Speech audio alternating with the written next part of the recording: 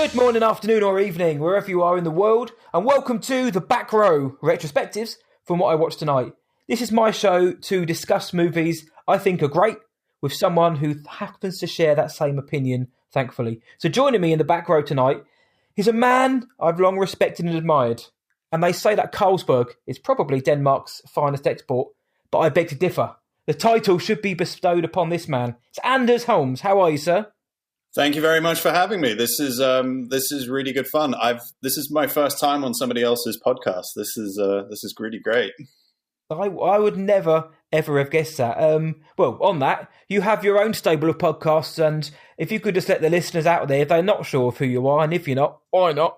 If you could just let our listeners know what you do in the fandom and a little bit about Holmes movies. Yeah, so Holmes Movies podcast is something I started with my brother Adam, my older brother, who lives in the United States at the moment. And we started a few years ago. I think both him and we've been huge fans of films our whole lives, and we enjoy talking about films together. And I don't know, I think it was just over drinks. We were just having a conversation about movies, and then we just decided to be like, should we do a podcast? Yeah, sure. And then just record this, yeah.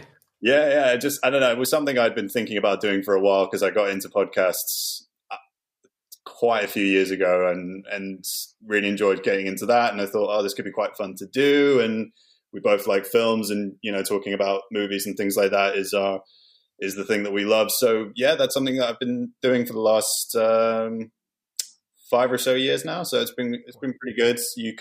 So we talk about a lot of, I think my brother, like recently with COVID-19, we haven't really talked about new releases as much. And so we've been recommending films to one another. And I recommend something that's a little bit newer or something a bit weird, or I don't know. I watch quite a lot of different types of films. I'm into all sorts of genres. And my brother I think he's a little bit more old school, even though I do like old school and nostalgic for that kind of stuff. He tends to recommend something a little bit more, something I haven't seen before or heard, or old and things like that. So we both have similar tastes, but there are moments where our tastes divert a little bit. But that probably makes for a decent dynamic as well, because if you're both very much cut of the same cloth, then it would be fun.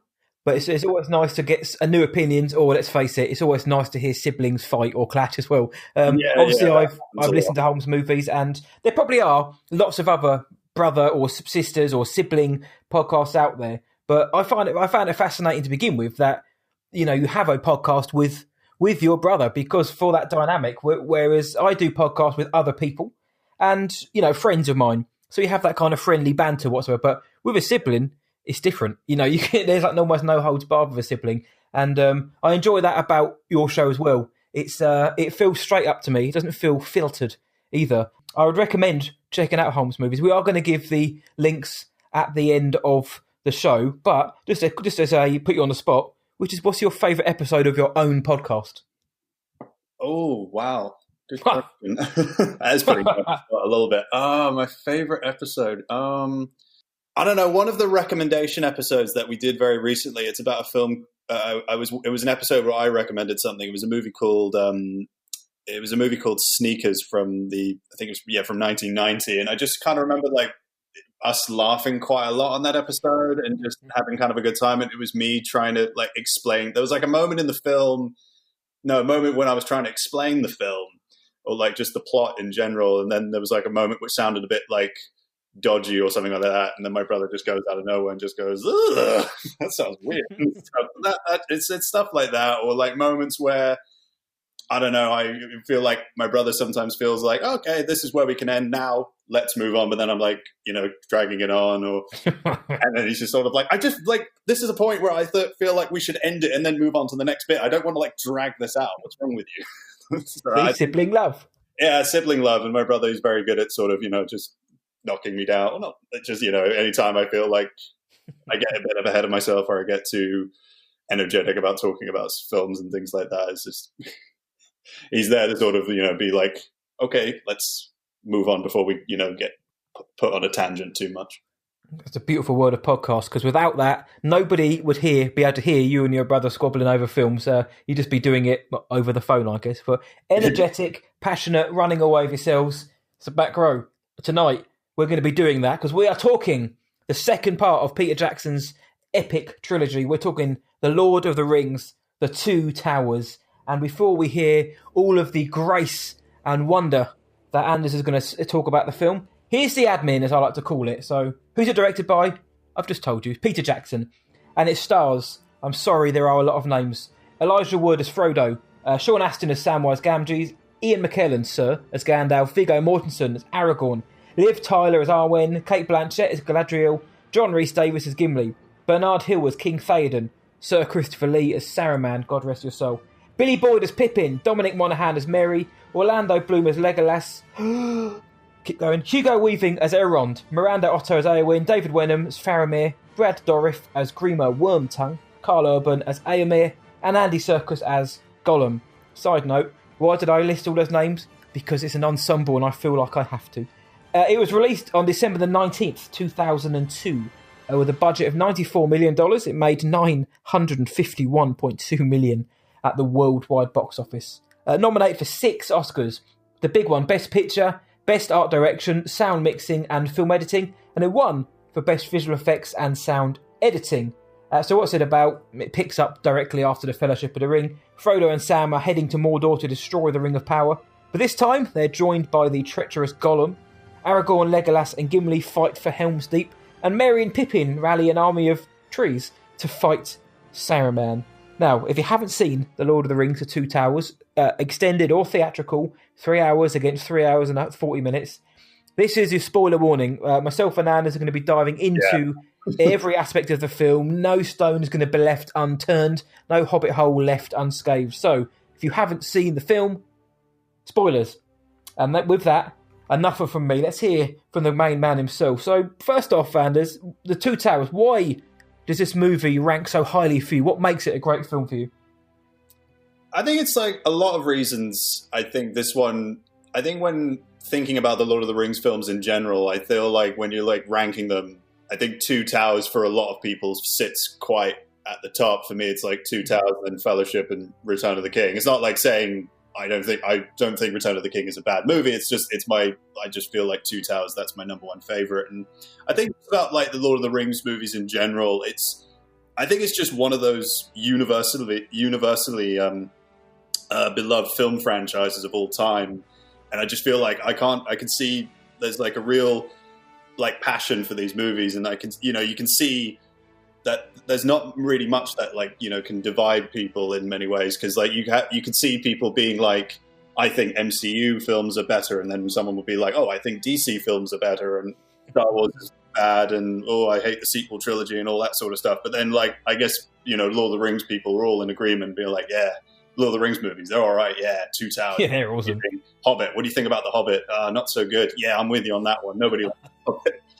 But not to insult anyone who are fans of the Hobbit and anything like that. But I think with like these films, there is like a consistency in quality with each film, and of course we all have our favorites, but like each film has that consistency of quality filmmaking and entertainment. It's fantasy done right, and these movies were really groundbreaking, and what they did for filmmaking techniques and technology was really, really, really great. And this was the beginning of motion capture technology, where it was just starting out, and it's flawless. Like Gollum is brilliant. Like to this day, even watching it now, it still looks as good as it did back in 2002. And I think, Andy Serkis, he completely steals that whole film from everybody. I don't think anyone was really prepared for it. No, he did the same in the Hobbit. The first one as well. Unexpected Journey. He was the best part of that film. Yeah, I know that whole scene just with him and Martin Freeman just doing the whole riddle. Honestly, it was great. So good. Well, I like your point about consistency, and basically the Lord of the Rings trilogy fans are all just. I like that. I mentioned on the Fellowship show I did a couple of months ago that the most sacred, wonderful place in the world is the YouTube comments. Yeah. Those things for the Lord of the Rings like score or soundtrack. Just go and check those comments out. Everybody, it's just like if you're ever feeling down one day, go check them out, because it's just everyone comes together to discuss the majesty of the films, of the score.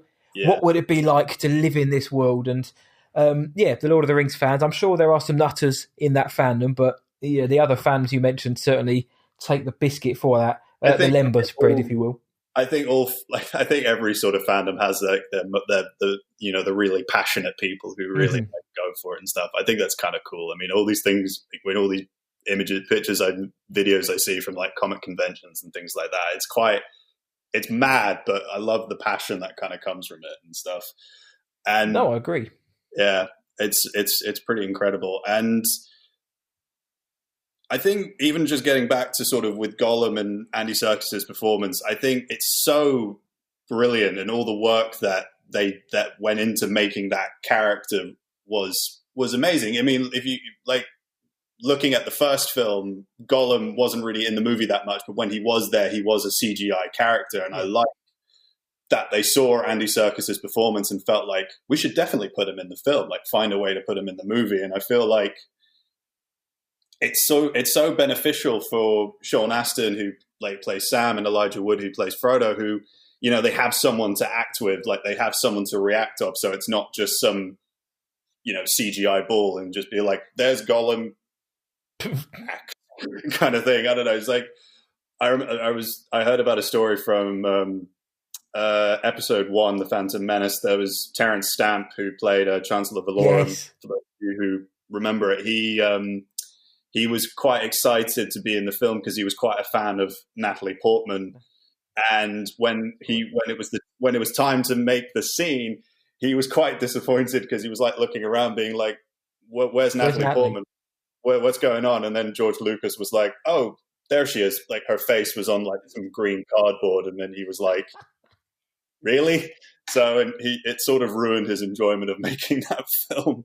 And I think, I don't know, that also kind of reminds me a little bit of that time when, or the moment from the Hobbit set where Ian McKellen broke down because he wasn't really acting towards anyone in those movies. He was just acting towards like a green screen, and said like, this isn't why I went to drama school and things like that. So I think those scenes with Sam and Frodo, I think it benefits so much from having Andy Serkis on set and something that they can react to and act. And it's just, yeah, it is a CGI character, but at least, you know, the actor is there to give them something in that moment, in those moments. Yeah, the tangible nature of having somebody there. When Gollum and Sam and Frodo, when we first meet Gollum and they have their scuffle, the hobbits and Gollum, they are fighting an actual person. You know, so Andy Serkis is on set, you know, covered in his balls and his suit, but they are there, so they can hold on to him. So obviously, as a point of reference for the animators, excellent. But for the actors, they haven't got to pretend to be in peril. They haven't got to pull funny faces and pretend they're getting throttled. They are. Do you know what I mean? In movie terms, they are. It's like they don't have to imagine like what it is. Like they have like Andy Serkis's like the way that he, you know, the way that his body like looks and things like that. I think that's just, it gives you something to do in those scenes instead of just being like, oh my God, it's like, I hope CGI makes this look good in post and, and things and like if it hadn't, it would really have clanged as well. Same as with things like episode 1, because listeners to the show will know, but over on Star Wars Sessions, we interviewed Ahmed Best a couple of months ago, and he discussed all of how we got into the role, and also the use of motion capture, and how it was Ahmed himself, and it was George, but Ahmed was the pioneer of that, and he said it himself. Without the work we did, you know, Weta Workshop would never have been able to play with Gollum.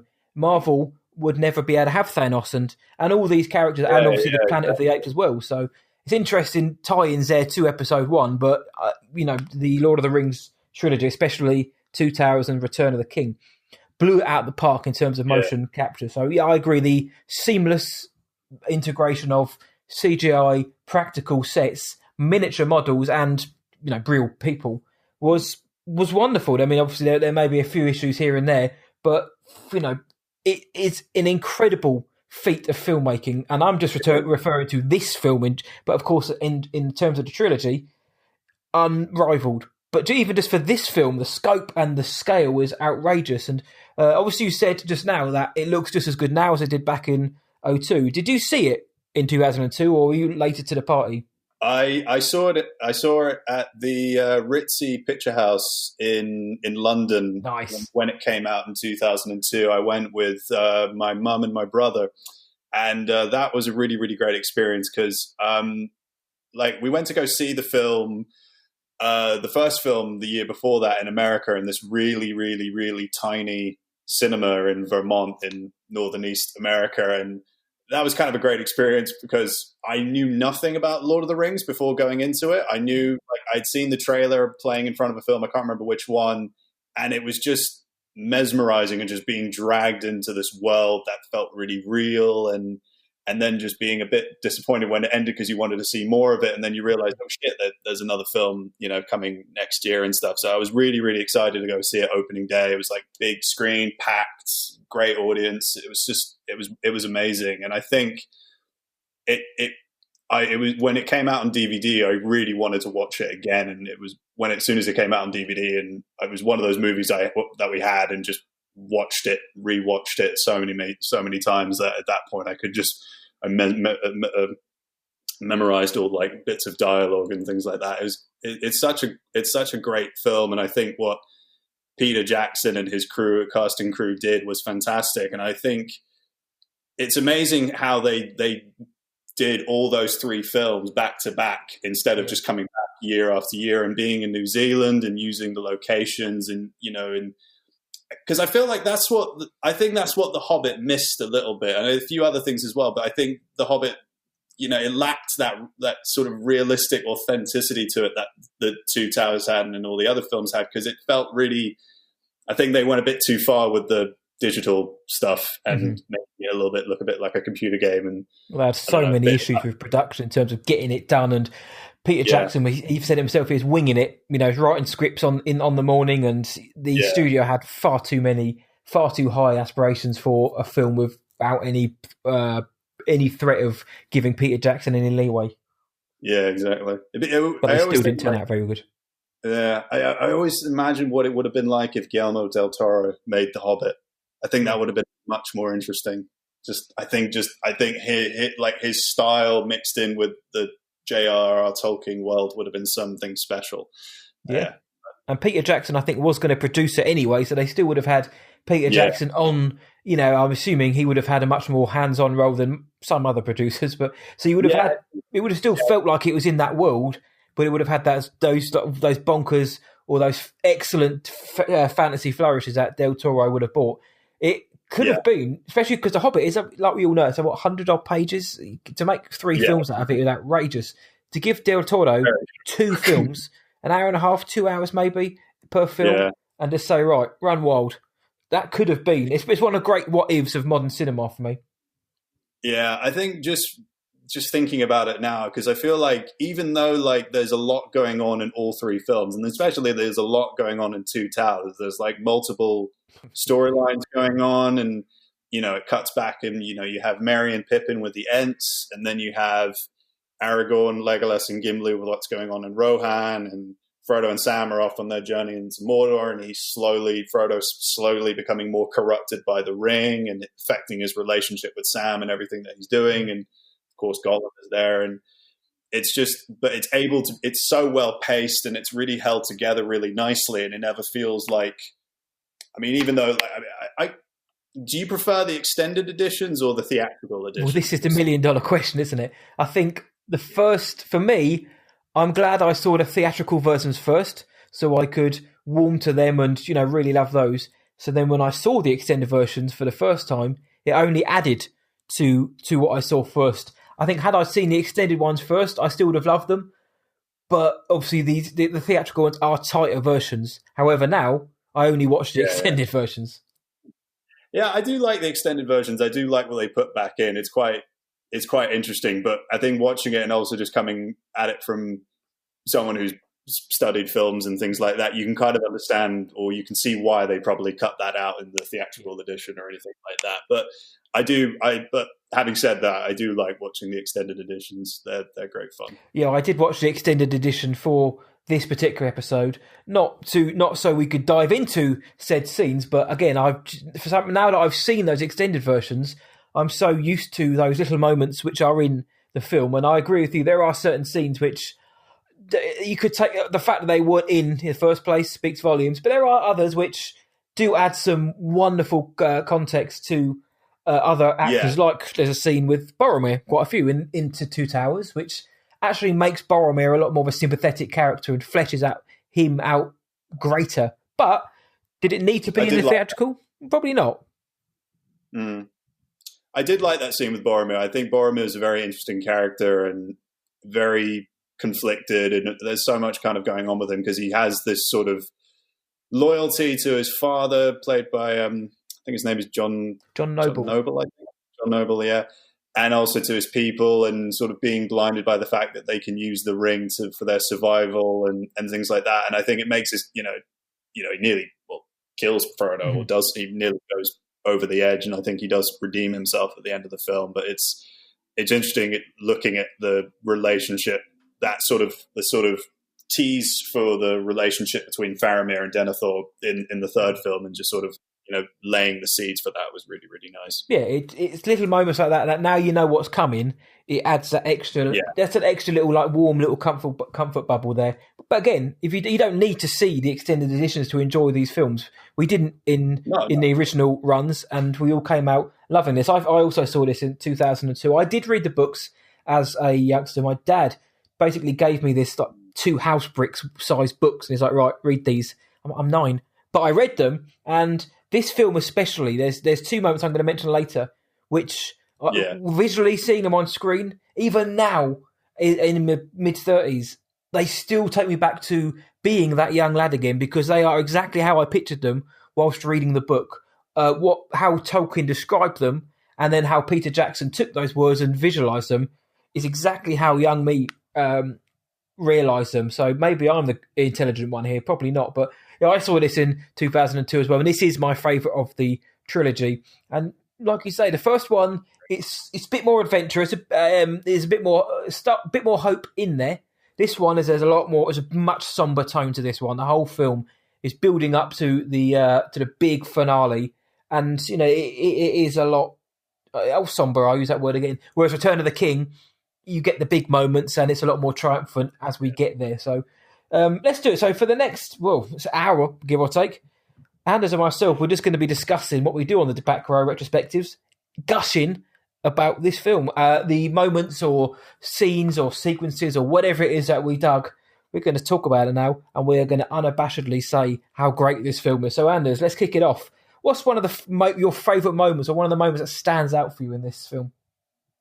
I think one of the moments that really stands out for me is actually a really nice character moment, and it happens later in the film. It's with Merry and Pippin when they're with the Ents, and they're struggling to get the Ents to kind of get on board and actually, get in the fight, basically. And there's that line where Merry says, "But you're part of this world," and then it's just really silent, and the music comes in, and it's just him trying to why don't you guys do something? You will live in this world, and they'll destroy you, and things like that. I really like that moment, and also there's a really nice development with Merry, and also with a little bit with Pippin. Like with Pippin, it comes a little bit later into the film when he's off with Gandalf to Minas Tirith and things like that. But at that point, being away from the Shire and seeing everything and being taken out of their comfort zone, he comes to this realization that, things are happening that will affect our way of life, and we can't exactly go home because this evil will follow us and it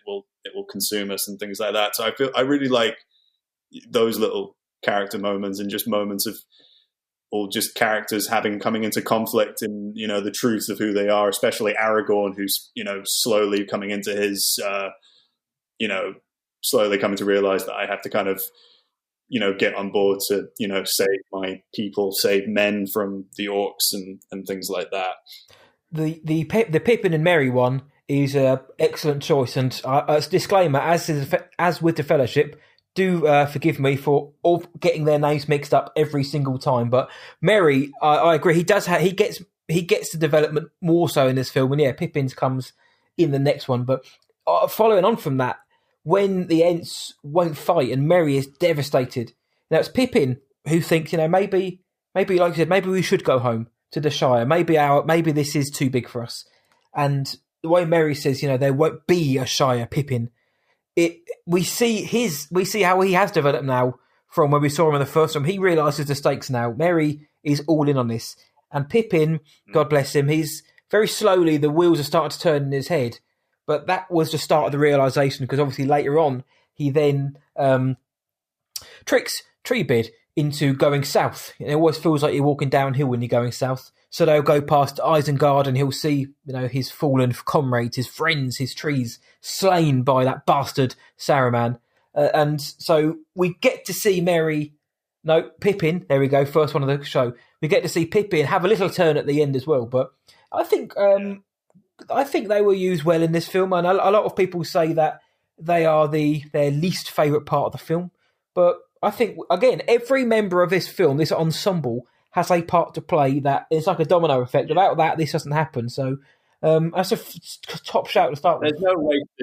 There's no wasted character at all. Like, everybody has like a purpose, as you mentioned, into the story, and everyone just feels like where they need to be to move it along. Yeah, and that's testament to the wonderful writing and the team involved in doing that, because I can't imagine how much of us, like we mentioned, the scope and the scale, how big a job this was to. We've seen other films with smaller casts of ensembles somehow manage to not give each character their own time or their due time on screen. And there's always somebody who feels underdeveloped. And though the Hobbits get less screen time overall, and I include Sam and Frodo in that, in this film, compared to everyone else in the Fellowship and the newer characters, I still think everybody gets time to shine. Even characters like Éomer, who comes in, and Éowyn, but Éomer, Judge Dredd himself, Karl Urban, he's only in the film for a little bit, but I don't feel like his character is sidelined or replaceable with anybody else. So I think that's a good point to start off with. I think, I have read the books. It has been quite a long time since I've read them, so I don't really have that much memory of them. But I really felt like everyone in the cast was really well placed for their characters, especially Karl Urban for Éomer, and I just think everyone was just really well chosen, and it's just you couldn't really see anyone else playing those characters. I think they were really spot on, and I think even if they did get the wrong person, they probably just got rid of them straight away and then got the person that they originally wanted, and then everything was off running. But they did that in the first film, didn't they? Obviously with Aragorn, it was Stuart Townsend, I believe, was cast as Aragorn, and he turned up, and Peter Jackson's like, actually, you may be a bit too young. Crap. And then obviously what happened with Viggo coming on. And again, I know it's easy to say with hindsight, but everything fell into place. Like, Viggo Mortensen is like such a badass character, great actor to boot as well. Viggo Mortensen's a wonderful actor, but he just, I don't know, you just think Aragorn, even if he's a fictional character, he just is Aragorn. He embodies that character so well. And the casting directors on this film, it was Amy Hubbard, Liz Mullane, Victoria Burrows, John Hubbard, Anne Robinson. They deserve an Oscar themselves for the casting choices. And I know we've already got the established characters, but when you're bringing on people like Karl Urban, you get Miranda Otto, we get Bernard Hill, who was magnificent as King Theoden. You get our boy, Brad Dourif, turns up as Grima Wormtongue. Andy Serkis, of course, yes, he gets a bigger role in this. So, come on, just the excellent choices. It's great all-star cast. It's so good, and I really like Brad Dourif from the Child's Play movies, and when I went back to watch Two Towers again, I was surprised when I was like, oh, I recognize that voice. Oh shit, it's fucking Bucky in the Two Towers. I didn't realize that. The Exorcist 3, he's so good. He's such a good actor. He's so good. He can play everything, but he's very good at playing extremely sinister characters like he does in this film. Something behind his eyes isn't quite right.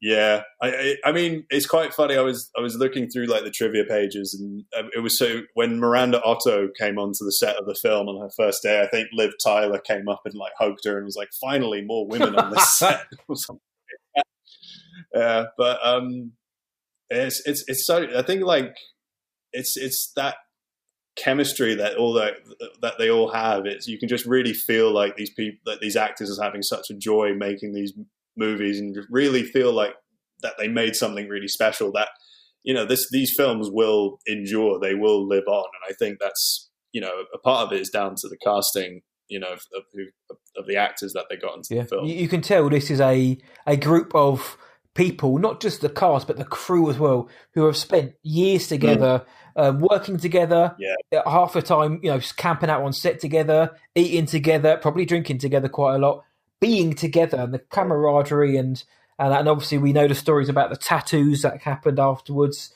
and the T-shirts that the cast and crew and the production team wore around New Zealand. And also, lucky bastards, I'd love to spend 3 years in New Zealand with those vistas and landscapes as my backdrop.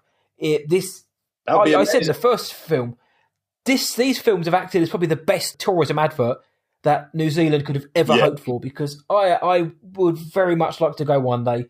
Since I've seen these films, it's been one of my goals. Right, I must go to New Zealand, obviously to go to Hobbiton. Got to go there, but I want to get one of the helicopter tours around, the Lord of the Rings tours, where they go over all of the locations, just so I can feel like I'm in this world. And I didn't ever feel like I was in New Zealand while I was watching it. Yes, I've never been there, but I didn't feel like this was Earth. I felt like this was Middle Earth, and I don't know if you got that vibe too.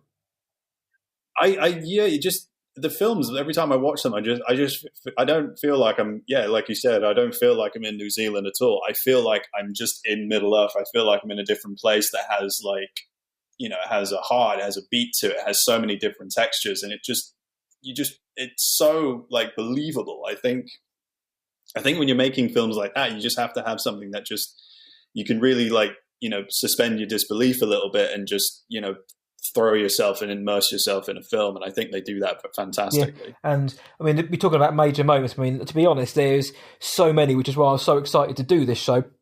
This is one of my top 5 films of all time. And one of mine then I'm going to throw off is, we mentioned Grima and King Theoden. And after we're introduced to those characters, we go to Edoras with the lads. The lads, it's Gandalf, Legolas, Gimli and Aragorn. They ride to Edoras, but before that, we get that wonderful shot of the flag of Rohan flying off and landing at Aragorn's feet, which I'm sure we'll mention in a minute. But we see King Theoden.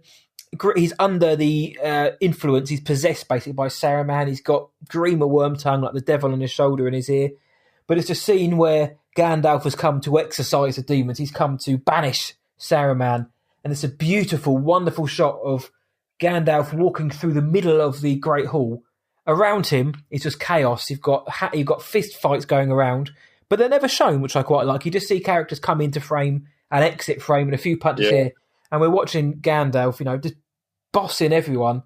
And after being schooled by Saruman in the first film, Gandalf the White shows his power in this film and knocks Saruman out of the body. But we get a beautiful transitional shot of possessed Theoden into Bernard Hill Theoden, and I rewatched this a couple of days ago, and I rewound this a few times to watch the moment from when he turns from withered old geezer into the king. I was like, that is a wonderful transition. It's almost seamless how it transitions, and that I love that scene mainly for Gandalf, the way he just walks through the middle of this chaos. There is a couple of moments directly after that which are linked, but I wanted to mention. But in terms of that scene, favourite of yours, or you dig in that one?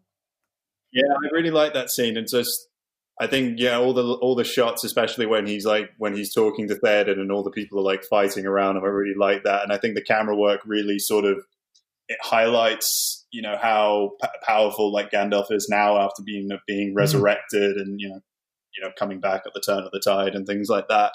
It's such a really good moment, and I really like that bit of editing. I just, thinking about it now, it's really well done the way they made that look really just so seamless. It kind of reminded me a little bit of the sort of the werewolf transformation in the original Wolfman from the 1940s, where they use little dissolves here and there to adding when there's more and more makeup getting put on Lon Chaney Jr. Well, but all that stuff is great. Again, like Gollum, it's little moments like this that if the technology in 2002 isn't up to scratch, or the people wielding that power don't quite have the knack or know how to do it, then it could look a bit naff, to be honest.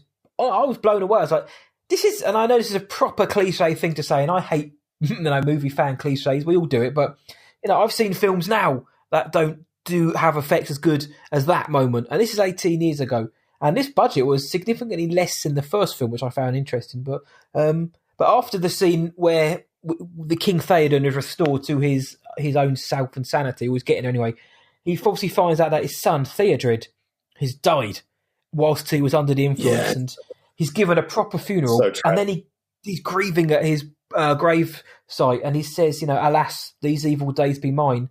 Then he looks and says, no parent should have to bury their child, and just breaks down, and it's the power in those moments. And these films, especially this one, do those moments very well. We're here for the action, we're here for the fun and the scale, but these quieter moments like that, this is why you get such seasoned actors, whether on screen or on stage, to pull off these moments. And the more every time I see that film, it just get that moment, so it just gets more powerful. Yeah, that scene is it's so good. I think Bernard Hill, I think he met somebody, or I can't remember. I think he overheard that line somewhere, and he asked Peter Jackson to put it into the film. So I think it's really great that they were able to do that.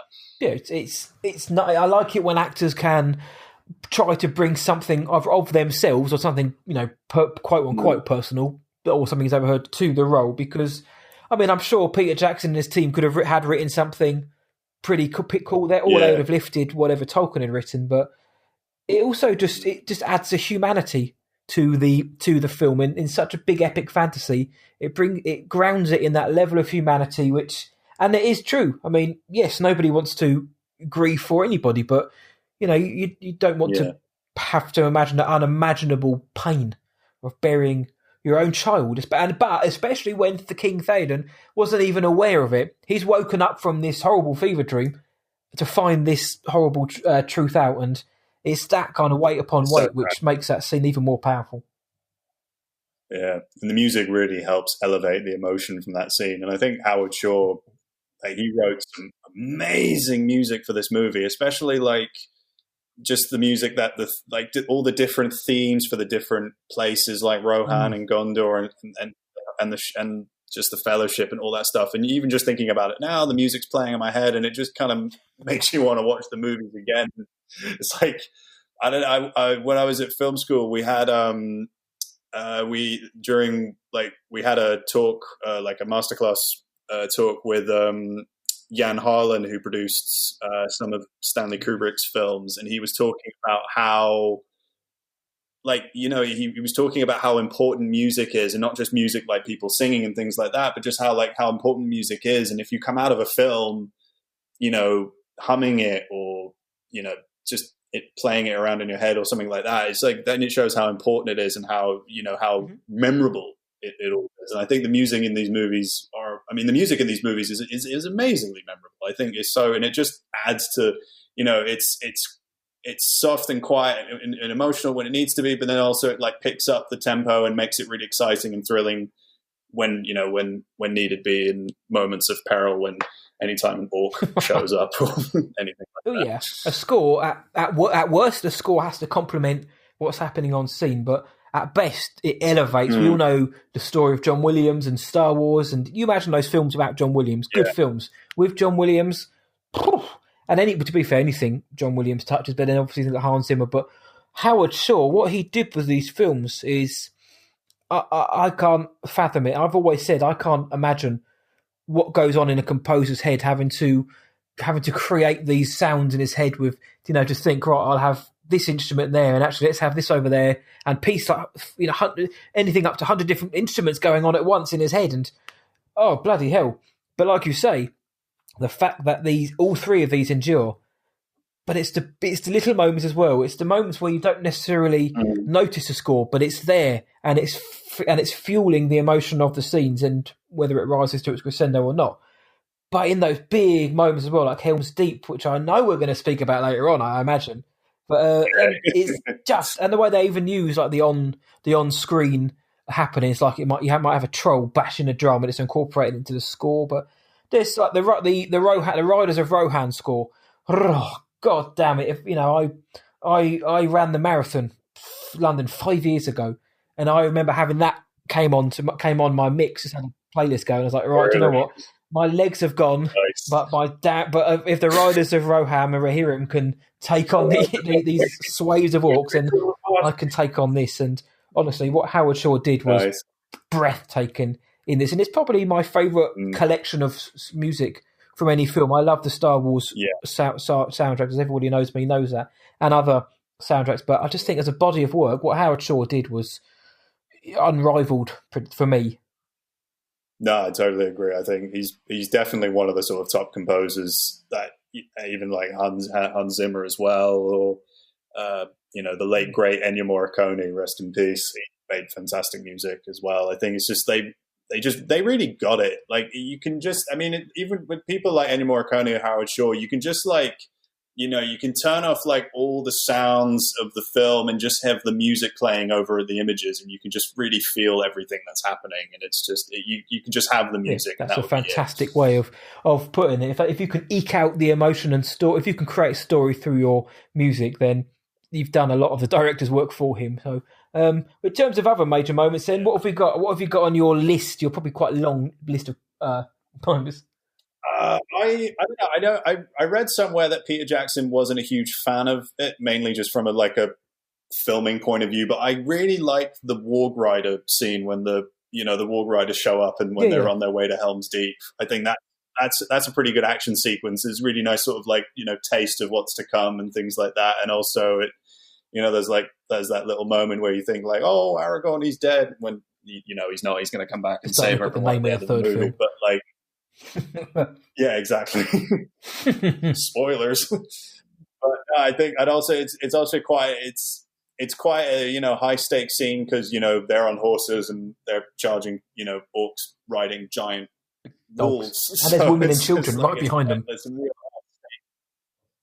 some real high stakes there a little bit, and also you kind of get the feeling that this will be a bit of a victory, but like a bit of a sour victory because they'll lose some men that they will need later on in the movie. Because these guys are on their own, and Rohan is right for the taking from Saruman's point of view, and that sequence is pretty good as well. And also there's some really nice bit of comedy from John Rhys Davies as Gimli. Every time he kills an orc or a wolf, it piles in on him and he has to push it up and stuff. I think John Rhys Davies, he just does him and Legolas, him and Orlando Bloom, their little chemistry that they have is so good. It's I can't see what's happening. Would you like me to describe it to you? Or should I get you a box? And it makes those big moments pay off. Or in the third film, all of the fun that they get, because obviously they start off as the Hobbit trilogy shows, elves and dwarves don't get on, and you get that from the Fellowship. They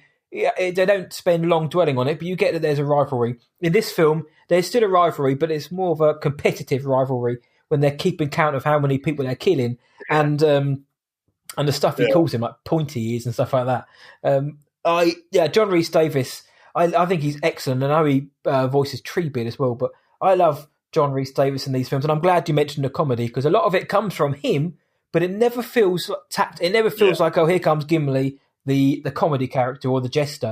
It feels right for the character in those moments. Here's one warg on top of you, okay, here's an orc, let's snap his neck, oh bloody hell, another warg, and then that falls on him. But it works because it doesn't feel like it's taken away from the scenes. And I hate to mention the Phantom Menace again, but we get the Battle of Naboo. We got Jar Jar and the Gungans facing against the droids. You get Jar Jar, Ahmed Best, God bless him, taking down droids by being an idiot, basically, and it takes away from the stakes. Whereas this, the way they use comedy in, like you just said, high stakes battle, testament. No, I just think I feel like I've seen in quite a few big action movies where they do inject a little bit of comedy, but then it's a bit too much. I've seen that quite a bit in some of the Marvel movies, and it's a little bit do we need to have so much comedy? Do you have to quit so much? It takes you at the moment, and I know it may be what the characters are known for, but I'm very much the kind of guy that if you're trying to build stakes, let's build it here. Have moments in between for fun, but make sure the focus is always on the battle and not thinking, right, where's the next joke going to come, or the next, like you say, next wisecrack. And they do it well in these films, I think, and that's something I'm very pleased about, because again, whilst these films are excellently written, wonderfully executed, presented, there is always that tightrope that one thing could derail it. We mentioned Gollum. Had that clanged, the film suffers, as does the third one. if the writing isn't up to par with the gags and how they're written, then we have a situation where these stakes are lowered, or the epic scope is pushed back a little bit in terms of crowd pleasing. And I think they get the right balance of world building, staying true to the material. I know there's a lot of things that have changed, and given those crowd pleasing moments that have drawn in so many people.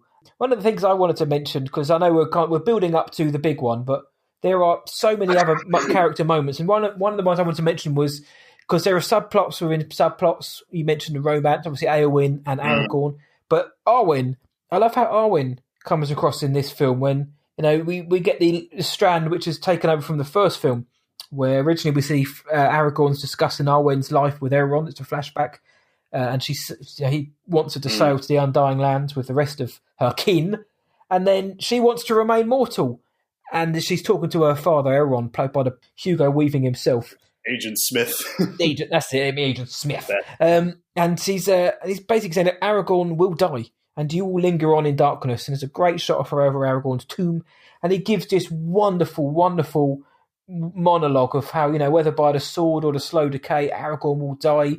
There'll be no comfort for you, and you'll linger on in darkness and in doubt as nightfall in water that comes without a star. And I was like, bloody hell, Hugo, come on. He don't always say it so beautifully, but Christ. And then you get a great shot of the elves moving through the forest with their lanterns and over the bridge of Rivendell. But how Arwen is written and used in this film, and how that ties into Aragorn's story with Eowyn, who immediately sees him and thinks, as I would, this Aragorn's pretty a beefcake. And then as soon as Faramir comes into the picture, well, I like him now. But I like how Arwen is played in this film, used in this film.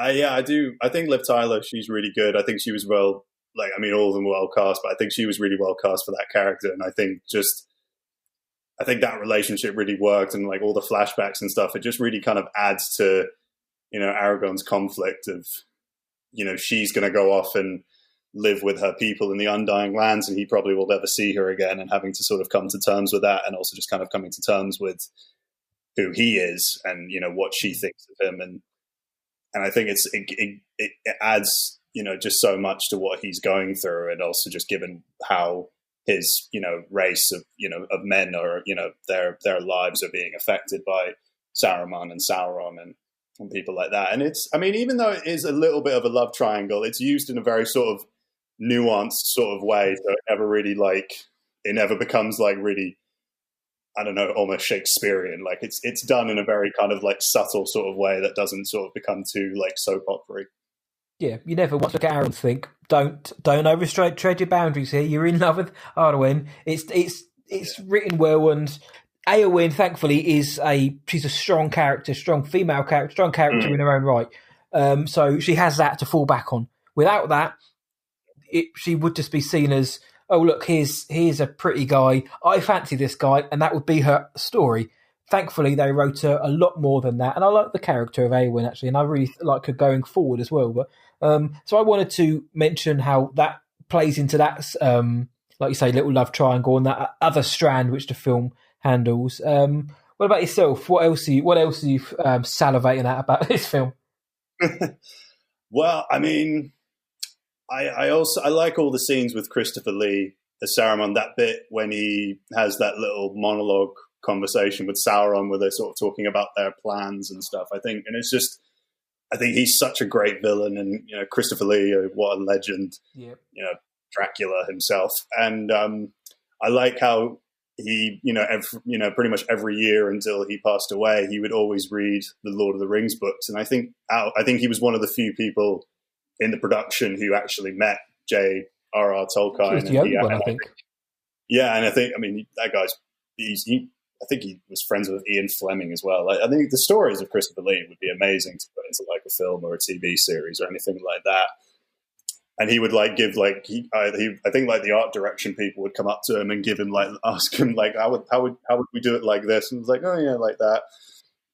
And even when they were making The Hobbit, when they brought him back for scenes there, I think there's a really funny behind the scenes video where they're shooting his scenes, and he's just sitting there, with Peter Jackson and some of the cast members from The Hobbit, and he's just he's a walking encyclopedia, and he's talking about all these stories of his filmmaking life and being an actor, and you could just see the first AD in the background being like, he's been talking for 2 hours, we have to shoot something. But it's Sir Christopher Lee. Yeah, I know. Yeah, it's like the guy, you just want to hear like all of his stories. It's just like you don't want to shut him up. No, exactly. And he was. This is what 2002. So he would have been working on Attack of the Clones concurrently as well. So going back and forward. So the man was a workhorse and a bloody fine actor as well. And I agree. As he brought that gravitas and to the role of Saruman, and I know he went for Gandalf, but again, pitch perfect casting with Serene McKellen. But Christopher Lee. He has that menace, doesn't he? This is just his voice is menacing, but his eyes and the way he can just pierce through you. He is a wonderful Saruman, and then when he comes to work alongside, he recruits Grima, who snivels his way up to him, and you get that wonderful shot where Saruman shows his army, the army of Isengard, and he's so pleased. And the moment where Grima just has a single tear rolling down his face. Yeah. Firstly, on that. Why do you reckon Grima is crying in that scene? What is it about? Do you think he's crying for like, wow, this is great, or oh shit, what have I done?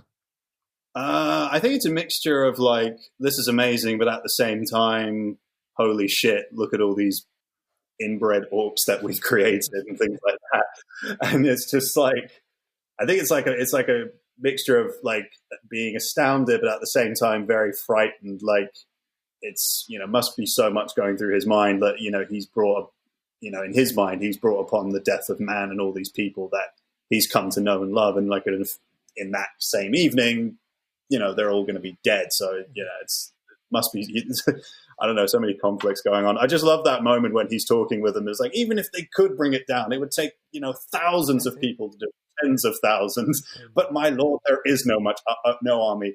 Oh, right, there is. Holy shit. Oh, these guys just turned up just then at that moment. Great. Yeah, I was like, oh, wait, he's about to do the thing. Go! Quick. No, it's great. It's fun to see Brad Dourif trading off against Sir Christopher Lee, two great actors. But yeah, Christopher Lee it's a shame, obviously, his role in the third gets sidelined. I say that in terms of, it's Christopher Lee, isn't it? Of course, the story required that. But he's so very good. He elevates most of the things he's in. And this as well. I mean, the film is no worse off for him being in this film. He's wonderful in this, and the backstage stories, off-screen stories are wonderful. And obviously the DVD, I say it every time, the best selection of extras of all time are these three films. If you've got a spare six months, go and watch all of the extras. They're incredible. There's a lot to get through. But they're all wonderful. If you want to know how a film is made, the craft of film and the passion and the love and the sweat and the knowledge and everything else you're going to need, just watch, and also the luck, watch those extras, because you can learn an awful lot. And I imagine it turned a lot of people onto the idea of getting into film for that. But I wanted to mention, I think it's quite important we mention as well, we've mentioned the lads, Gandalf and the Fellowship, and we've mentioned the love triangle, and we've mentioned this, that, and that, Sam and Frodo. So before we move on to the big climax of the film, or any other little moments we liked before that, but Sam and Frodo, obviously we need to, and Gollum as well, that dynamic. They are sidelined for this film to an extent, for the right reason, because we needed to have the bigger picture. How do you? I really like how they're used, and I like how we see the ring is literally and physically weighing on Frodo now. He begins to snap at Sam throughout, and his moods and his attitude shift, and he pulls sting on his mate. Yeah, it's quite frightening just seeing how, like, just the moment when they're talking about Gollum, and then Sam's like, "You can't save him, Mr. Frodo," and then he like says, "What do you know about him? Nothing." And it's like, even watching that in the cinema and being, I don't know, I think it was like 11 years old at the time, and being a little bit frightened by it, and just being like, "Oh shit!" Like, just seeing how, when they're in the marshlands and he's just like, Sam is asleep and Gollum's off, doing his thing, and you think Frodo's asleep, and no, he's just, stroking the ring, and just, it's, you can just see like the toll that it's taking on him, and, the physical and psychological toll of it. But knowing that, he still has to do it. But then at the same time, you're thinking to yourself, are you going to destroy the ring? Are you gonna, how do you plan on doing this? And if you do get there, are you? I love it. Yeah. I love how and again, we see like the scars around it, and we just see his face change, and his demeanor, his actual demeanor. It's great work by Elijah Wood too. There are people like Ian McKellen doesn't put a foot wrong, and Christopher Lee is just powerful presence, and that Viggo Mortensen's excellent.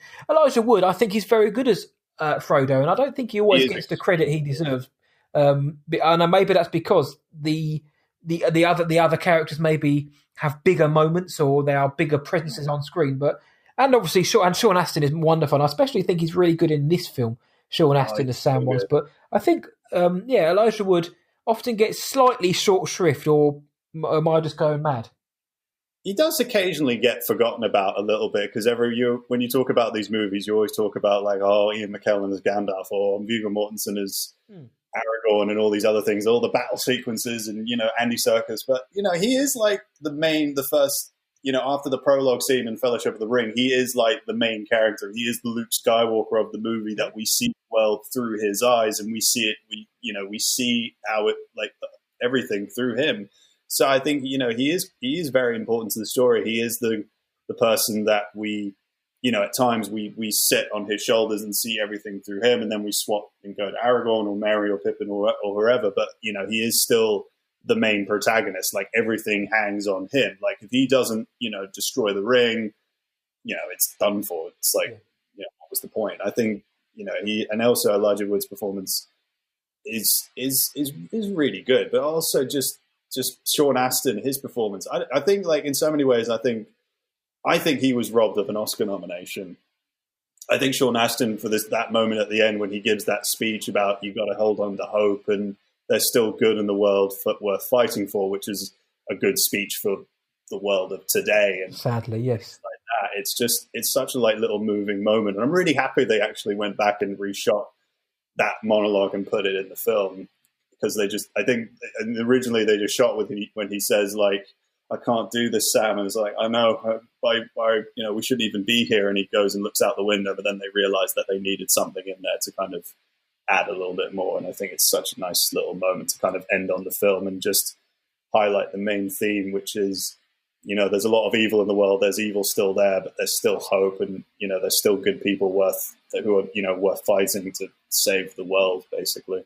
Yeah, and it's probably it's coming from the right character to pass that off as well. We say the endless optimist, and until the end of the third film, to one point he lets his guard down in the third film. But Sam was always there to help Frodo, and Frodo himself even says at the end, without Samwise the Brave, Frodo he isn't winning this. He's not going anywhere. And if Sam finally seems to accept his place in this, that actually, do you know what? Maybe I have been, just what Mr. Frodo needed. And I think their dynamic together works. The chemistry is wonderful, and on screen, the characters are great. And we're at the moment on Osgiliath. It's burning. And we've met Faramir by now, David Wenham, who is introduced as Boromir's brother, despite looking not that much like Boromir. And we get the scene where Frodo offers the ring to the Wraith on the Nazgul, and Sam saves him there, and Frodo draws Sting on him. And that, again, it's a frightening moment. Great shot, Frodo that big looks close-up of him holding the sword up at Sam. I think that's a great little moment. Yeah, and it shows that. He even says, I can't do this, Sam, having just tried to give the ring to one of the people you don't want to be giving it to, because that the Nazgul probably would have chomped him afterwards as well. But I think their dynamic is excellent. And even, again, we mentioned the comedy or the fun moments. Earlier in the film, we get the classic moment of potatoes, and with Gollum and just after Gollum and Smeagol are arguing. Yeah. And then you got the one good, one bad. Sam puts the rabbits in a stew, the stupid fat hobbit. What's taters? Potatoes. So again, nice bits of comedy which don't derail the film. Yeah. My brother uses that sometimes. He says that to me, the potatoes, boil and mash them, stick them in a stew. We usually quote occasional lines from the movie sometimes, especially one, I don't know, one time he was making pasta or something and he gave me told me to try a bit of pasta, touch it, it's quite cool. Just nice. It's funny how those moments become every day. I say the potato thing far more than I should admit. Yeah. Good taters. That's it, and he does a good sort of West Country accent. Yeah. Sean Astin, especially when you hear him talk normally. And again, fun moments. This is Samwise Gamgee. his bodyguard, his gardener. Fun moments like that. And I think that their story together is great. How did you find the introduction of Faramir and how he's used and kind of his little turn in the film at the end as well?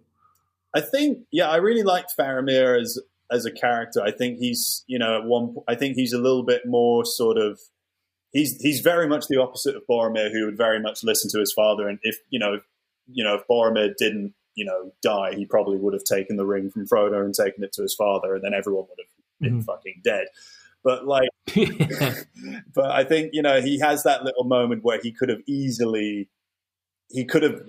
taken the ring and given it to his father, but he does the noble thing, and I think that he's one of the good ones who listens to sense and realizes that this is wrong. We shouldn't have this, and you are practically the only person who can do this, and if you're going to do it, I won't stop you. And I really like his performance, and I think he does look a little bit like Sean Bean, maybe tad, but I think when he puts the voice on a little bit and then he says he's my brother, and I'm like, that's pretty obvious. Doing a little impression of Sean Bean there. It was a good one as well with the old Sheffield Sean Scene Bean. I'll have to go back and rewatch it because I need to be convinced that, especially when you get a shot of them looking at Faramir and they kind of look at him as if to say, "You look so familiar," or "Oh, you could be Boromir." Like, well, maybe if you've had a few too many Shire pints and you're squinted a bit, but still, I can buy that they are brothers in the film. Do you know what I mean? Yeah. And the extended edition gives you that backstory with Boromir, Faramir, and their crazy father Denethor, which, like we mentioned earlier on, it sets up what's going to happen in the third film. It gives it just that little bit more context as well. So so I thought obviously we had to mention the heroes of the film and how they go along. But before we get to Helm's Deep, were there any other moments, big or small, that you wanted to chuck out? I think I really like in the build up towards Helm's Deep battle, I really like Bernard Hill's monologue when he's putting on his armor and everyone's getting ready to sort of, do battle. I think in him talking about, times gone past and things, I think just that is a little bit of a nice character moment, and all those little moments. And I do like, I know it's probably not in the books, but I do like it when the elves show up and they're ready to sort of fight with the men once more. I think that was a really nice sort of uplifting moment where everyone's kind of looking like, yeah, we might survive this and things like that. But everyone at Theoden thought they would. But it's a really nice moment. And also just, I like how, Aragorn, he steps over that little threshold where, when Legolas is like, all these men are going to die. And then he's like, well, and then I will die as one of them. He's made like a choice in his character to be like, I am Aragorn. I am a man. I'm, these are my brothers and I will fight and die alongside with them if need be. And I think that's a moment where he sort of accepts his destiny and like, he's nearly sort of, like Elrond says to him in Return of the King, put away the ranger, become who you were born to be and things like that. And that sort of really sets himself up for his arc in the third film. So those little moments before the battle, I really like those little two moments because it's just nice to see, just to see some really nice little character depth and, because there's a lot of I really feel like Peter Jackson, he takes you on this like really emotional roller coaster through these movies where you just really feel all the emotions of the characters, and you just, there's a lot of emotion like driving and characters driving the action, and especially like in the Helm's Deep battle, there's so much riding on them, having a victory and everything like that, because if they don't, there's no third film basically. But no, there's a lot of there's a lot of like character moments and emotion really driving the story. And I think with good action, you do really need that to really have audiences like emotional investment with it and things like that. Yeah, and that's something action films don't you get right a lot in these modern times, is that you have to care about the characters and there needs to be weight and emotion behind it. You can't just say, oh, well, something bad happened in my past, therefore I must kill everyone I come across. It needs to be more. And it's not just positive either. I mean, in that wonderful scene, like say, of Theoden getting ready, with the bright light behind him and the wonderful people walking past, and it looks so good. And in between that is juxtaposed with shots of little kids and the elderly being given swords, and they're just like, oh no, it's not. I thought I don't want to go to war. Yeah. And Theoden doubts. He's like, how did it come to this? He doubts they can win this, and he has an arc throughout this battle. I mean, he starts as a non-believer. He's basically like, we're not going to win this, and he doesn't really do an awful lot. I mean, he is the king in terms of the fight. He does command, but it's not till the end of the fight where he kind of thinks, right, you know what? I'm going to throw down and I'm going to make a bloody legacy. So I agree, that's a wonderful shot. And before that, again, he doesn't want to risk open war. He sends the citizens to Helm's Deep against almost everybody's wishes because he doesn't want to be the one responsible for the fall of his kingdom. Again, can't really blame him for that, but because he wants to be held in the same esteem as those who came before him. But and in this film, you can see the conflict. He is holding on a bit of positive thinking and think like no one has ever, came through the gates of Helm's Deep and things like that. And it's like, yeah, but have you seen the army that's showing up to kill us? And I love how they even do a quick shot. It's like there's only one weakness in Helm's Deep, and they just show it to you. So I was like, right, that's playing into the point. But the fact that they do keep saying, these walls have never been breached. You think, well, give it 20 minutes, and I think they might be. A couple of things, what have I got here? They mention man flesh again, so it's always good to hear man flesh. Aragorn says, with no irony or humour, Legolas, what do your elf eyes see? And then we get they're taking the hobbits to Isengard quote, which meme. Yep, it always makes me go onto YouTube and just watch that little video again. When we meet the riders of Rohan, Rohirrim and Eomer, Gimli are squabbling, and Legolas steps in, and it plays to that dynamic you mentioned earlier on that. Legolas, he's standing up for his little buddy here, whereas, they're showing that actually this fellowship is bringing them together. And if it can bring the elves and the dwarves together, then it can bring anyone together. And they find out that the Uruk-hai and the orcs have been slain, and they think Merry and Pippin are dead, and Viggo Mortensen breaks his toes, booting the helmet. I thought that, again, testament to his character. He chipped his tooth, he broke his toe. I think Orlando Bloom broke his ribs. John Rhys Davis knackered his knee. Yet they're still running across the terrain like teenagers. The dead marshes and the Black Gate of Mordor, they looked exactly like I thought when I was a kid. That was scary. The Black Gate scene is so good. Oh, honestly, even with that, the cloth being used as a rock, I can dig it because when I'm watching the scene again, it works. Well transitioned. The scene where we meet Gandalf the White for the first time in Fangorn Forest, and I overlay Christopher Lee and Ian McKellen's voices, I think was badass. I kind of wish they didn't spoil that in the trailers, but it's still quite a nice little moment. I have issues when they show a bit too much in trailers, and then you're like, oh, I've seen the movie, I don't need to pay a ticket or anything like that. I don't have such a huge problem with it, but I feel like it would have been nice just, for people who haven't read the books or anything, or knowing the story or anything, it would have been nice to have that moment kind of saved for the film. But I think it's a good little marketing ploy either way. Especially when they play it up in the film as, look at this big reveal that it isn't actually Christopher Lee, only to have it in the trailer before. And a couple more. When Aragorn drifts to the shore, having been yeeted off that cliff, I was thinking, wow, that water's really quite clear. I was like, wow, incredible. Then he sees the massive army marching on Helm's Deep, which gives reason for that battle to exist in the first place. So he can then go to warn everyone. And the final one before the battle was just Galadriel and Elrond. Their little discussion, which eventually convinces Elrond that the elves have to honour their alliance and fight. But when she's like, you've seen it too. This quest will claim Frodo's life. Elrond's aware. Faramir only needs to reach out and claim the ring and it'll all be over. Just those kind of like foreshadowing and forewarning was like, you realise that actually, oh Christ, as with Boromir, all it needs is Faramir to unwittingly take that ring. Yeah, exactly. And the entire world falls.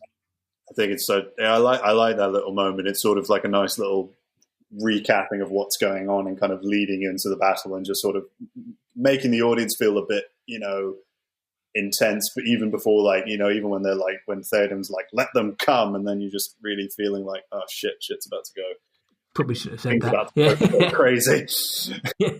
Well, let's do it then. Helm's Deep, we're beating around the old walls, the walls that have never been breached before, apparently. So it's the big set piece. Everybody knows this film for the battle. It's probably one of the greatest, if not the greatest battle he put to film, or at least in the top 5. So Helm's Deep. I mean, firstly, where do you start? But I mean, well, yeah, where do you start?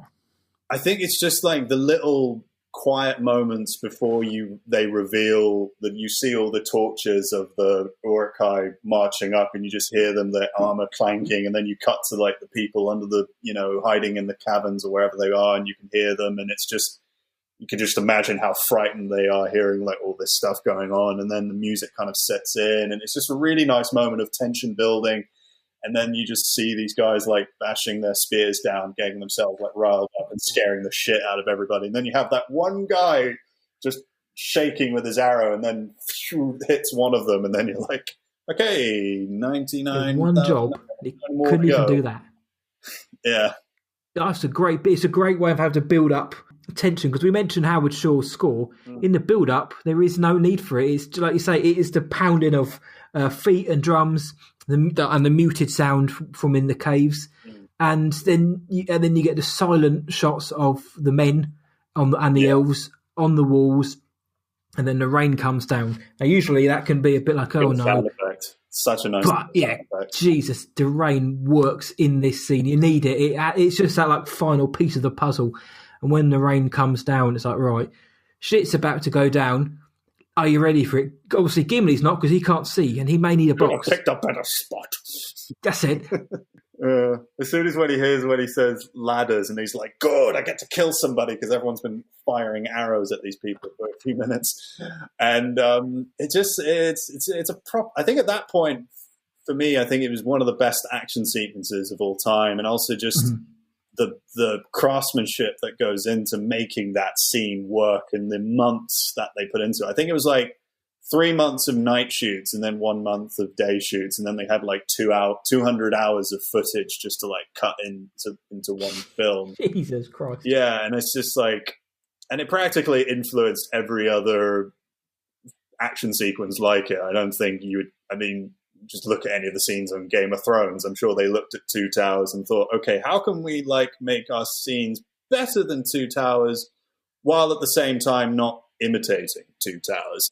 And that's it. Fly casual, but don't look like you're trying to fly casual. Yeah, exactly. Just like, I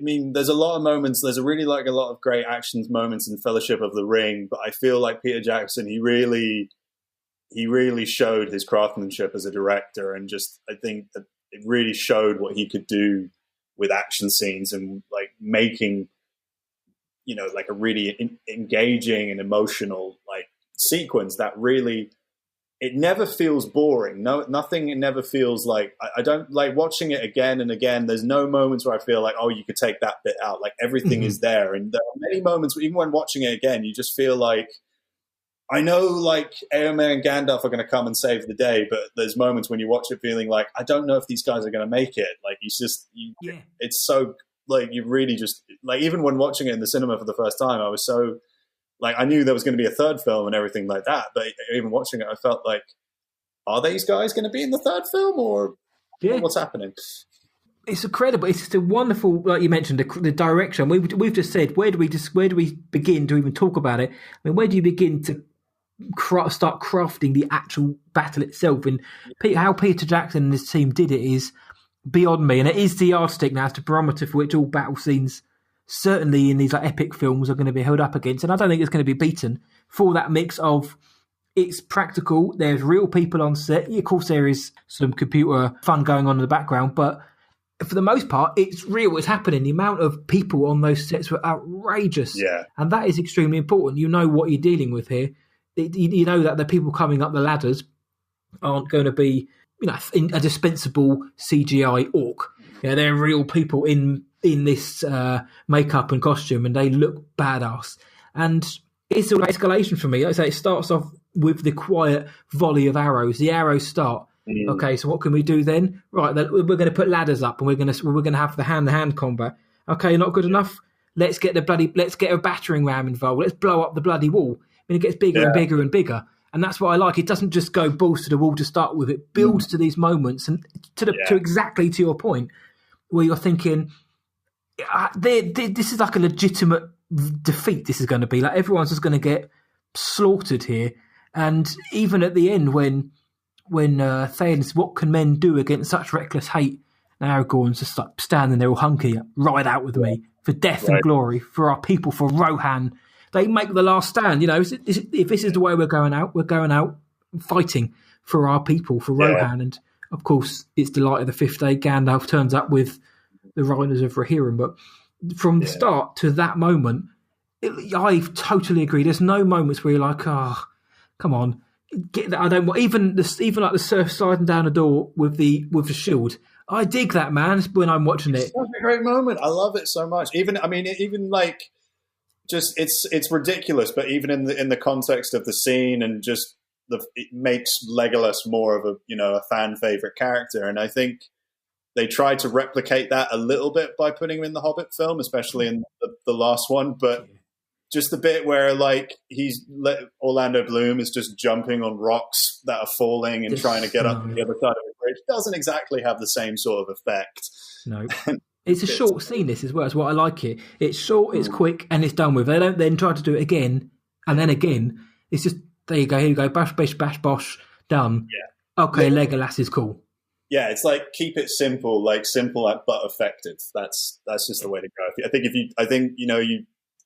He does it again in Return of the King, but it's one little moment that he has, and it's paid off nicely when Gimli says that still counts as one. Yes, but it's in the next film though, which is important. It's not in the same battle where suddenly he's like flinging him. So he does cool things like shoot his arrows at the ties that are holding the ladders up, and they go flying down. Great, cool. And anything intelligence, but it's nothing out of the ordinary, like jumping on falling rocks, which I still haven't got over yet. But how this is intercut with other scenes as well. Like we get the chaos of Helm's Deep.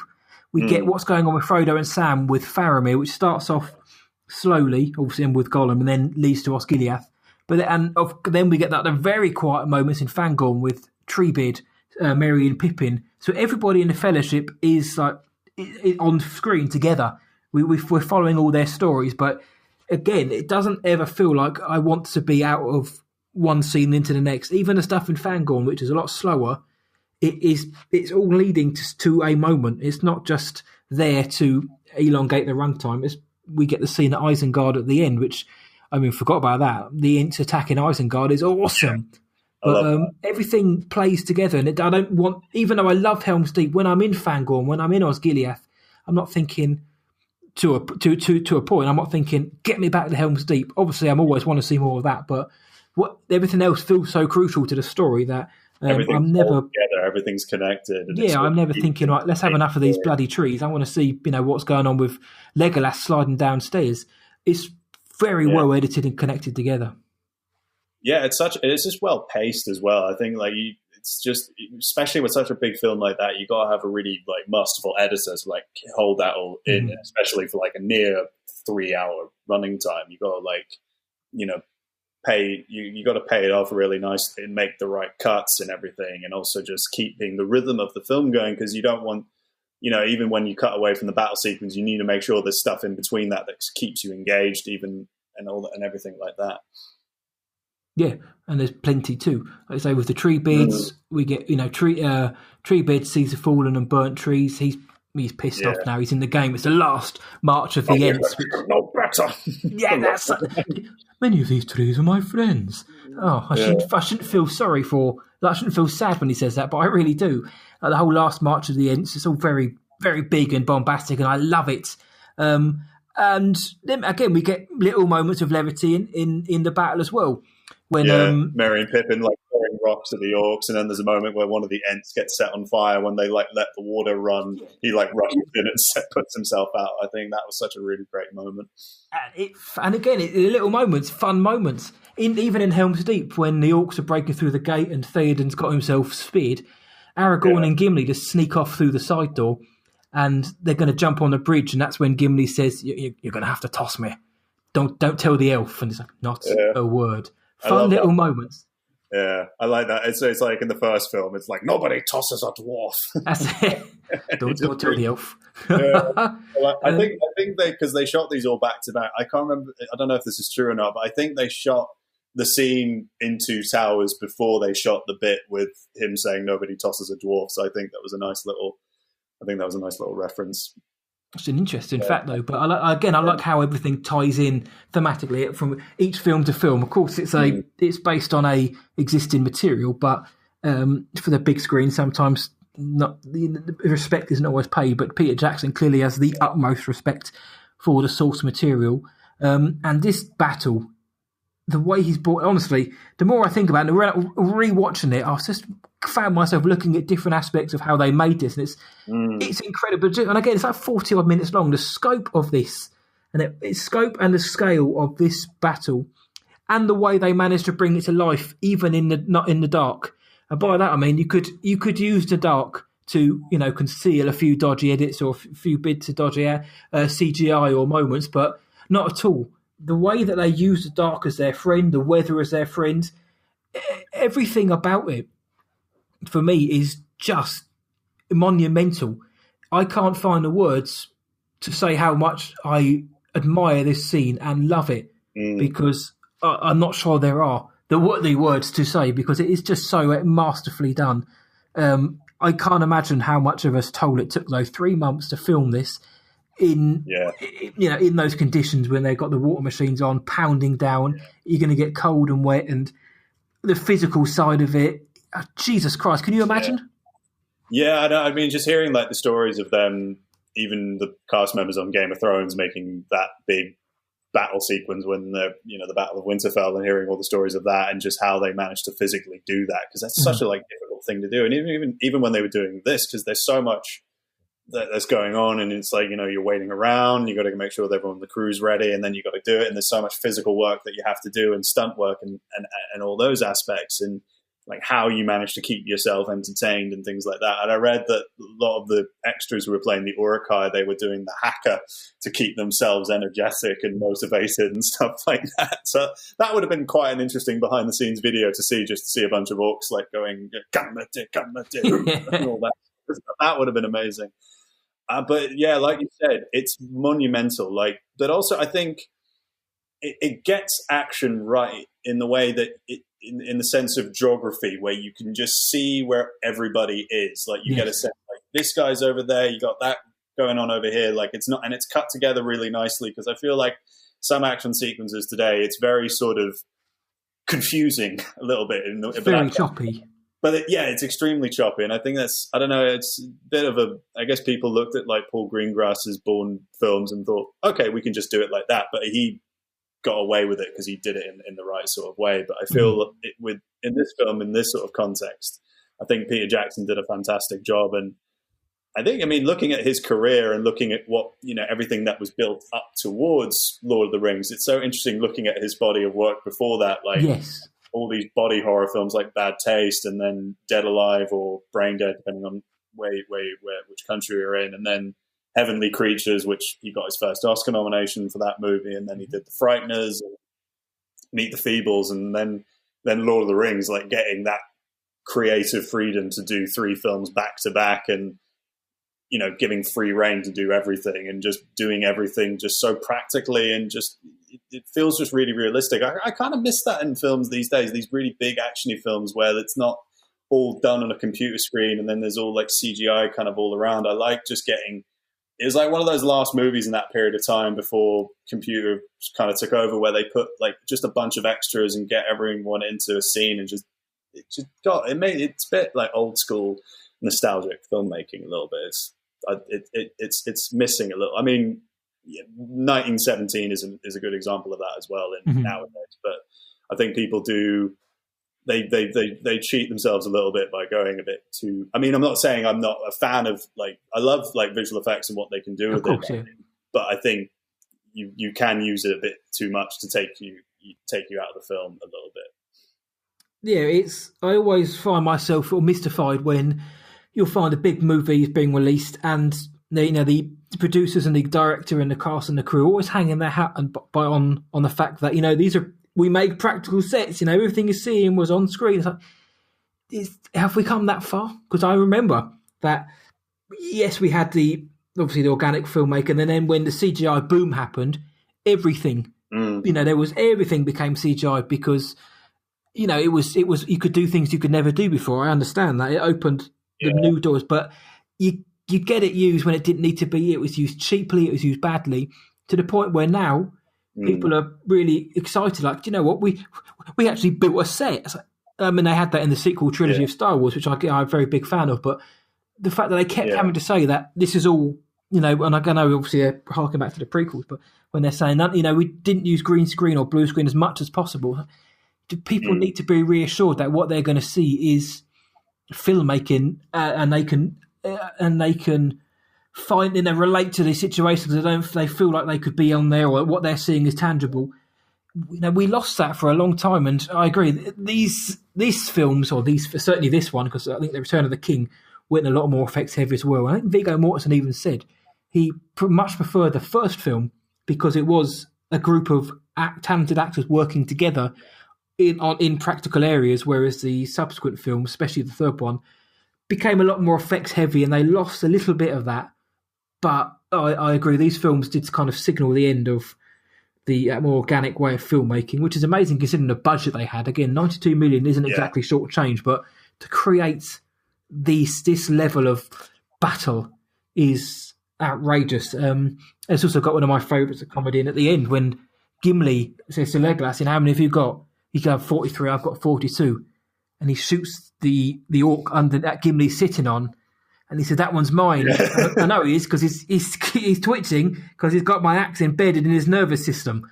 Go watch a scene for a much better play out of how that scene happens. But honestly, it's so good. And John Rhys Davies, again, he's got the right tone and presence for that character. And and then at the same time, you've got Merry and Pippin. They find a pantry full of food and weed and tobacco smoke. Wonderful little moments at the end of a victory. That's it. Yeah. It's just these fun moments at the end of a film, which I called somber twice at the beginning of this. Nice little shoots of hope again, which is what you need until we get to the very last scene, which is Smeagol and Gollum are one again. He's like, you know, let's kill the hobbits, let's poke their eyes out. So good. It's such a great way to end the film, because it's a bit like, you know, Empire Strikes Back. Like, you know, Luke's found out Darth Vader's his father, Han Solo's been taken to Jabba the Hutt and everything like that, and then, you know, we've won the Battle of Helm's Deep, but we've still got the Battle of Middle-earth to happen, and then we got to rely on these two hobbits to, you know, put the ring in the fires of Mount Doom. But at the same time, you know, Gollum and Smeagol are they're plotting to kill them, and making a little reference to Shelob will take them to her. And I just think, I knew about the spider, but like I was just like, oh, just the way. But if you don't know about the spiders, it's such a tantalising end. And to think that the Battle of Helm's Deep was just an obstacle on the way, not the defining moment, because you still got the Battle of Pelennor Fields later on, and obviously the Anne at Mordor as well. It's ridiculous. But yeah, when he says we could let her do it, you're like, ooh, you know, again, you put yourself in the mind of someone in 2002 who's never read the books. Like, who's she? Her? You know, who is this woman who's going to do it? Turns out they mean a fucking massive spider is going to impale Frodo, and Sam's going to have to use the light that Galadriel goes to kill it. Spoilers for The Return of the King, by the way. But yeah, and even like the name of like Kenneth Ungol, it just sounds just evil. Yeah, it just gives you a sense of dread. And even when they were talking about the Witch King of Anmar, and then he says like Minas Morgul is his lair, and then they cut to it, and then you're like, yeah, that's his lair, all right. Stop that for a laugh. Written him. That's got him written all over it. Yeah, don't fancy bringing anyone back to that lair. No. So in terms of the film, then, I'm going to put you on a spot as I did. If you could pick just like one moment, which is like the defining moment of this film, or for you at least, what would you pick as like your like number one? I think like the defining moment for me, apart from the Helm's Deep stuff, I think is the monologue that Sam gives towards the end of the film, where he's, you know, the shine and the clear and all that sort of stuff. And I think that gives like it highlights the theme of the movie, like holding on to hope, and there's still good in the world, and there's still stuff worth fighting for. And it relates really well still to the world of today. And I think it's strangely uplifting, even when there's still bad shit and evil that's in the world. Like, in Middle Earth, I mean. When you've still got 3.5 hours to contend with in the next film. That's a good shout. Yeah, exactly. Yeah, 4 hours. Well, 40, if you're watching plus 8 hours of credits, but I think mine would be probably in Helm's Deep when Aragorn and basically, I won't say convinces, but makes Theoden see the light and he's like, right, let's not go out as chumps, let's have that last stand. And you're like, yes, that's great. The way they just burst out on the horseback, knowing they're going to die, which becomes a theme of Theoden going forward, which is, again, his arc in between the two films is wonderful. I really think Bernard Hill was magnificent in this and the next film. But yeah, that scene for me, I think, would be it. But did you have any moments then which didn't stand up to the rest of the film, or you kind of thought it's a bit dodgy? No, I think it's actually quite a flawless movie. I can't really pick one little moment that I feel like, that could do without or anything like that. I don't know. Maybe it's like maybe a little edit here and there, or maybe like a little moment taken away or something. I don't know. What do you think? Not really, no. I mean, I think the main ones we mentioned, I mean, again, some of the CGI minimally was a bit dodgy at certain parts. Only very certain parts, but the only other issue I would have been with the character of Eowyn if she hadn't been written as, she was good with a blade, she was a warrior, she wanted to fight, she was more than just, a doughy pair of eyes looking at Aragorn. That would have been my issue if they just had her in there because I would have thought, well, why is she in there? Because it doesn't advance Aragorn's story, particularly if that was just her story, and it doesn't give her anything to play with. So that would have been a gripe. Other than that, no, I don't think I have. It gets everything right for me. The balance of action, emotion, technically, visually, the screenwriting is on point. Everything about this film is just, as you say, up to par. It's just a magnificent film. It gets better every time I see it. It's just one of those films you can watch again and again and again and again. Like, that whole trilogy is just so brilliant. I kind of want to go back and watch it again tonight, even though it'll be 3 a.m. before it finishes. But yeah, like a whole day. I know. I want to do the marathon one. I know they're the film marathon. I know they're playing them in certain cinemas around my neck of the woods anyway. But I never got around to actually going to see them again on the big screen. But if they do come back again, I'm there. So I asked you guys out then, what did you think about The Lord of the Rings: The Two Towers? So put out a couple of polls and combined 93.1% of you liked the movie and 6.9% of you were wrong. Basically. In terms of what you said, that film dude said, fantastic film. 1/4 portion added, would you like me to get you a box? He knows I am the same height as Gimli, pretty much. Nick Hendrickson said, it's my favourite of the three. Should have won Best Picture that year. My buddy Ian from Behind the Screens podcast also called it the best of three. Rebel Scum Texan said, few movies can compare. Two Towers will always be one of my all-time favourite movies.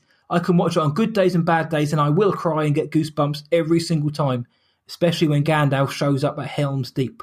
Joe Casterwho said 2 words, Helm's Deep. And NRG Comics said, my favourite scene from that movie and the trilogy is the March and the Battle of the Ents. So it's great to see Treebeard and the boys getting some love at the end there. So, 93% of those who voted like the film. I guess you're going to agree with them. Yeah, I agree with quite a lot of what was said there. And I think the 6.9% who said no, I understand respect to their decisions and stuff, but you're wrong. What you doing? Yeah, what films are you watching, guys? But yeah, as we always say, film is subjective. We're here for every opinion. Though I would like to hear from someone in the 6.9%, not so I can tell you that you're wrong, but I would honestly like to hear a dissenting voice as to why. Is it just because you're just not into the fantasy scene, or was there more to it? I'd love to hear more from that. But yeah, guys, thank you so much for writing those comments in. And for those who didn't get mentioned, please do keep sending them in, and we'll get them in one of the next retrospective episodes. But that is that for the Two Towers episode of the retrospectives. The extended edition is coming. Another point, me and Anders have been speaking for 8 hours, actually. We're going to condense it down. You should see the behind the scenes. But Anders, thank you so much for coming on tonight. I know it's late where you are, so thank you for giving your time. No, thank you so much for having me. It was great to talk to you about this. It was wonderful. No, I've been wanting to do this for a while, so it's good to speak to you. And we mentioned Holmes movies, obviously. Where can the world listen to that, and where can they find them? Yeah, we're on Twitter, so you can give us a follow there. We're at Holmes Movies Pod. You can also follow me on Twitter as well, at Fabricius91, FABRICIUS91.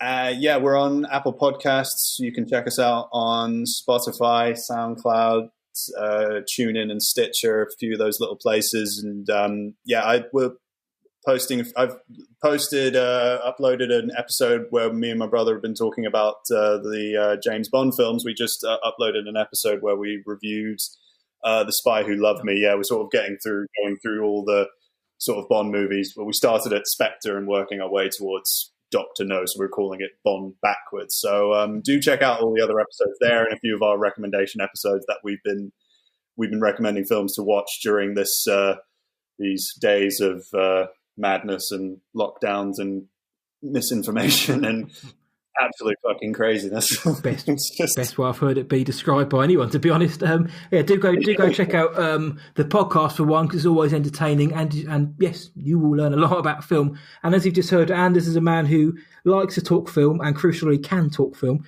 So do go check out his social media as well. And I'm sure Anders isn't going to be adverse to people commenting and talking film with him. No.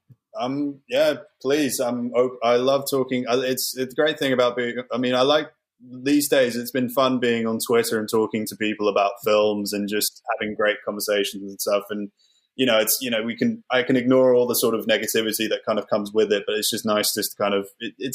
I really enjoy it. It's been really nice in these sort of times when we're not really sort of allowed to see each other for that long. Making sure we don't get horribly sick or anything like that. But no, please do follow the podcast and do check out the episodes. And I do look and leave comments on the Apple Podcast page. I do love to hear what people have to say, if any, anything positive or negative.